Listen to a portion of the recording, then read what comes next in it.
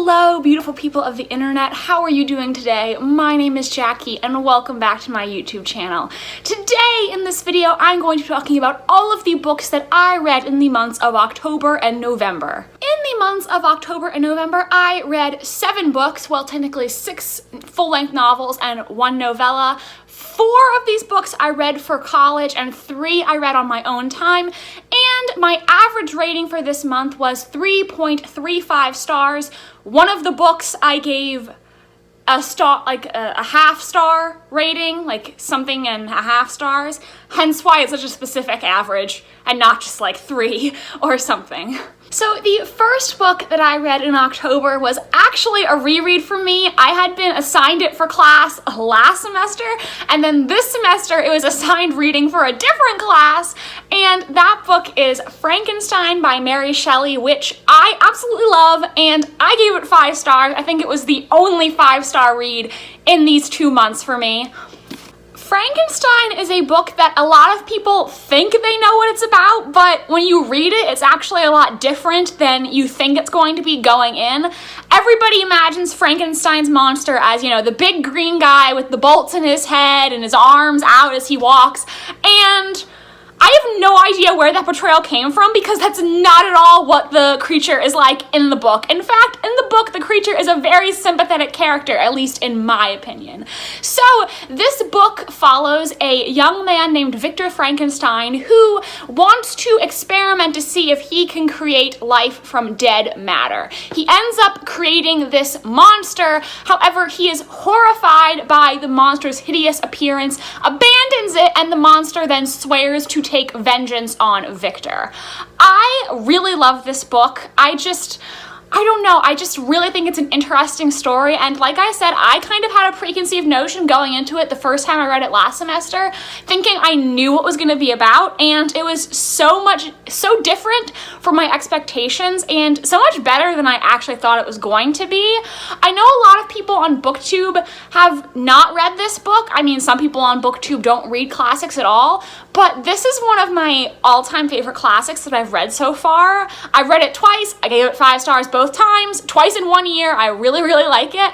And I would encourage you, if you have any interest at all, to pick this up because I think it's a really good read. I know some people have said they struggled to get through the beginning of the book because there is a framing device, which is a series of letters, and then the story is told via flashback. But if you can get through those letters, I promise you it is so worth it. It is a really interesting narrative. You get several different perspectives. It's really, really good. So if you have any interest at all in this book, I encourage you to pick it up because it is one of my favorite classics of all time. And I am obsessed with Mary Shelley now. She sounded like such an interesting and intelligent person. She wrote this book when she was 18 years old. I'm 19, and it kind of makes me feel like, what have I done with my life? Why have I not written a classic novel by now? I'm slacking. The next book I read was also for school. It was not for my English class. It was actually for my history class on modern China. I don't have a lot to say about this book just because I felt like it was okay, not great, not bad, and that book is Family by Pa Chin. This book is a historical fiction novel that takes place in early 20th century China, following this one family as well as their servants in their lives in a small portion of time. And like I said, this book, I didn't dislike it. There were some interesting characters in it, there were some interesting plot points, but I also didn't particularly like it either. I wasn't super emotionally invested. I think I was also really irritated. My personal reading experience was my professor assigned us to read this entire book for the class right after midterms. So I binge read this book in 2 days.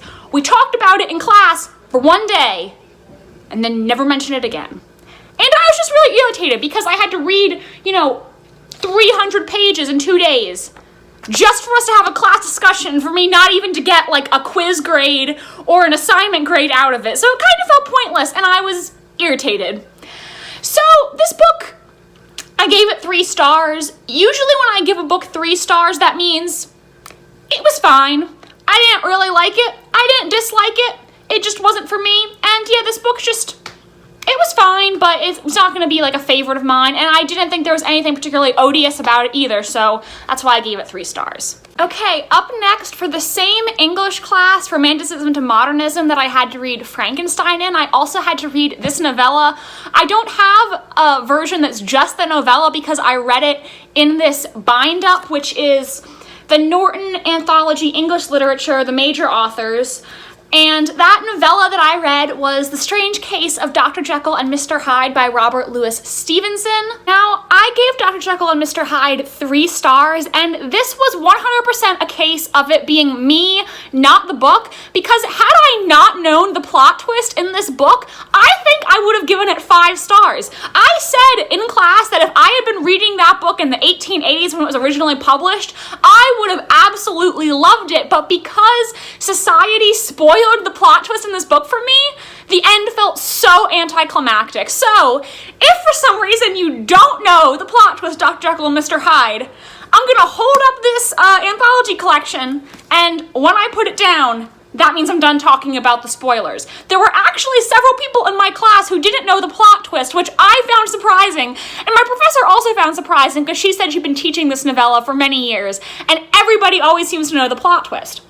But, so basically, in this book, Dr. Jekyll, in an effort to extrapolate the evil part of himself from the good, because good and evil exist in every person, he ends up creating this 100% evil persona known as Mr. Hyde, who eventually he can no longer control the change, and Mr. Hyde will come out on his own accord and commit murder and other crimes.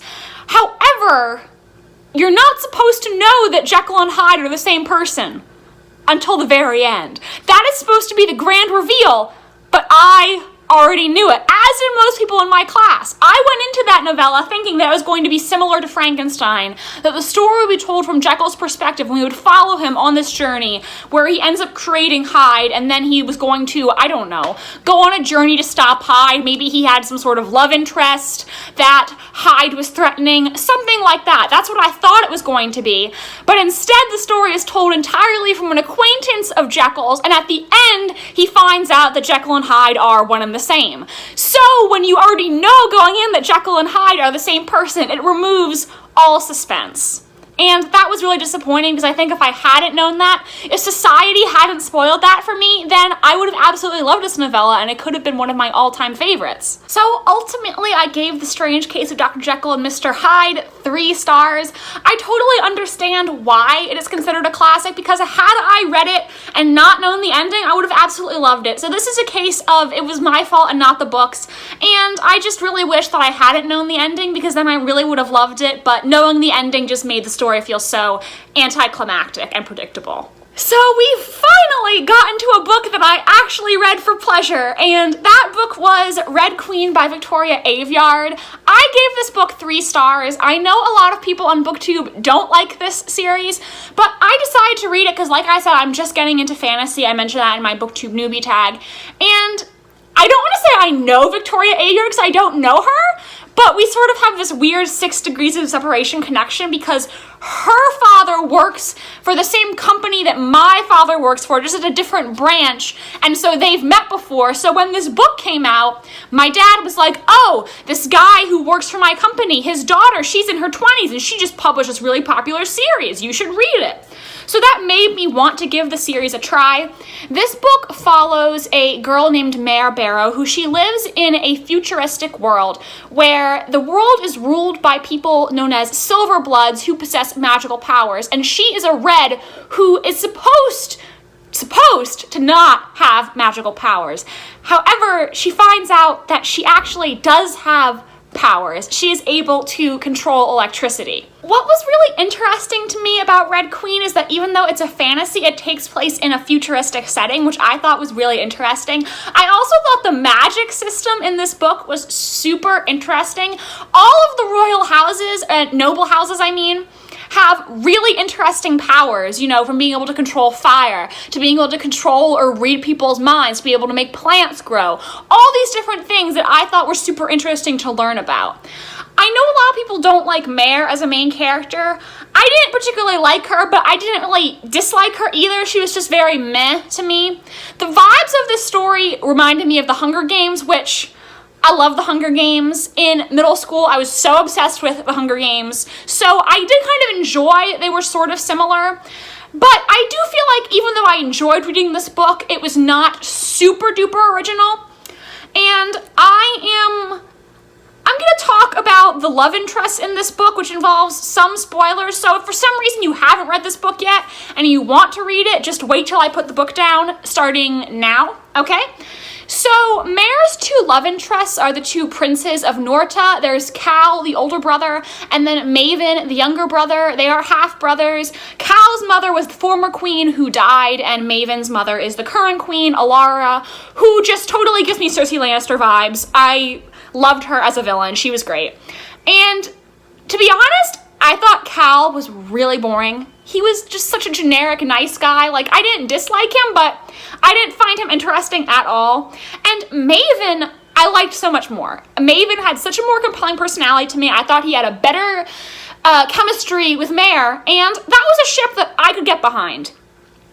Only, at the end of the book, I knew a betrayal was going to come because of that repeated anyone can betray anyone line. I knew there was going to be a betrayal, and we find out that Maven has been manipulating Mare the entire time, and he is actually evil, and Alara uses her magical powers to force Cal to kill his father so that Maven can become king. And I was disappointed but not surprised, because Maven, in my opinion, is the most interesting character in this book. Much more interesting than Mare and Cal. And I was disappointed because I felt like a relationship between Maven and Mare would have been more interesting and would have made me like Mare more. So, yeah. Disappointed, but not surprised. So I only gave this book 3 stars because even though it was a quick read and I enjoyed it while I was reading it, I don't think it was that original. There were plot elements that reminded me of other books that I had read before. However, I did think the ending twist was pretty interesting and it made me want to read the next book. So I think I am going to pick up the sequel and see how I like that. The next book I actually read in my Thanksgiving reading vlog, so if you want to check that out, I will link it in the description. And that book is The Sacred Lies of Minnow Bly by Stephanie Oakes. I really liked this book. I gave it 4 stars. The Sacred Lies of Minnow Bly follows a girl named Minnow who has escaped from this religious cult, and the cult cut off her hands. And it takes place both in a present timeline in which Minnow is in juvenile detention for attacking a man for an unknown reason, and the FBI wants her to tell the truth about the cult so they can find out who murdered the cult leader. So we see both scenes of her in juvie and also scenes of her back at the cult and what it was like growing up with them. There also is an interracial romance in this book, which Minnow was raised to believe in white superiority. So when she begins to have feelings for this African-American boy, she really begins to question everything the cult has taught her and realize how toxic it really is. I thought this book was super interesting. Originally, I picked it up because I thought it was going to be a murder mystery about who killed this cult leader. And to be completely honest, I didn't find the mystery of who killed the leader that compelling, but what I did really like about this book was just following Minnow as a character. I was really invested in her fate, and the situations that she faced growing up in this cult produced this real sense of genuine horror, not produced out of supernatural or monsters, but just real, genuine fear, because things that happen to Minnow and the other people in this cult are things that actually really do happen in our world, and I feel like it just really preys on real fears to get a genuine reaction out of you as a reader. So I really did enjoy this book. I didn't give it 5 stars, and to be completely honest, I don't have a good reason why I didn't give it 5 stars. There was nothing about the book that I really disliked, and usually I give a book 5 stars if I had very little to no problems with it, and 4 stars if I really enjoyed it, but there were some things that I didn't like, some plot points I didn't like, some things that I wish hadn't been in the book. And there was nothing in this book that I was like, yeah, I wish they hadn't included that. Just when I was rating it, for some reason, I wanted to give it 4 stars instead of 5. And I don't even know why. I guess just because this isn't going to be one of my new all-time favorites, so that's why I didn't want to give it 5 stars. I don't know. I really liked this book and I did not have any major problems with it, so if this sounds interesting to you, I think it's worth the read. The second to last book that I read in the months of October and November was another book from my English class, Romanticism to Modernism, and that is To the Lighthouse by Virginia Woolf. I also started this book in my Thanksgiving reading log. How do I describe the plot of this book? This book has very little plot, and that's why I didn't like it so much. This book follows this family, the Ramsay family. It begins before World War II? World War II. Or maybe it's World War I. I've already forgotten. And the first part of the book takes place in a day in their life at their Scottish summer house with them and all of their house guests. Part 2 is very, very short, and it tells you what happens to the Ramsays and their house guests during the war. And then part 3 picks up after the war with the Ramsays coming together again after their losses. And this book has very little plot. It is mostly centered on the thoughts of the different characters. And you jump into the heads of all the different characters at various points, and you see unfiltered everything they're thinking. It's very stream of consciousness. And there's just not a lot of plot. It's more so about philosophical introspection. And you really are meant to psychoanalyze the characters. The one son in the Ramsay family has a total Oedipus complex. I found it really disturbing. Literally on page 2, he thinks that if he had an instrument to murder his father with, he would. And he's about 7 years old. I found that disturbing. So while I really love Virginia Woolf's prose, and I think her writing is beautiful, she has such a way with words, and every word feels so intentional and precise, the story did not grip me because there was very little story. So ultimately, I decided to give it 2.5 stars, because while I really loved the prose, I didn't want to give it a full 3 stars, because in my personal ratings, 3 means I'm very ambivalent towards it.